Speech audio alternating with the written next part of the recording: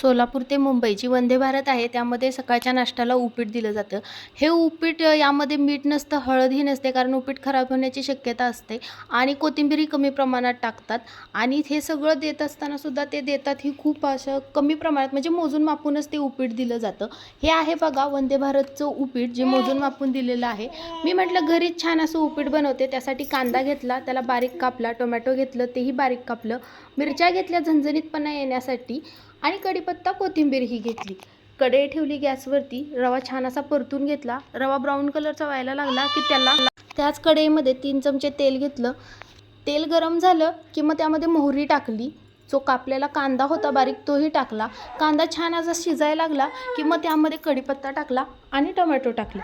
टोमॅटोचा छान असा चव त्यामध्ये उतरायला लागली, कलर यायला लागला की लगेच मिरच्या टाकून घेतल्या आणि मिरच्याही छान प्रकारे तेलात परतून घेतल्या।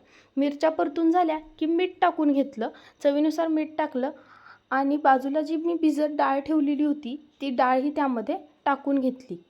वंदे भारतच्या उपम्यामध्ये डाळ ही अशी परतून घेत नाहीत, भाजलेली डाळ टाकतात, ती कचकच लागते।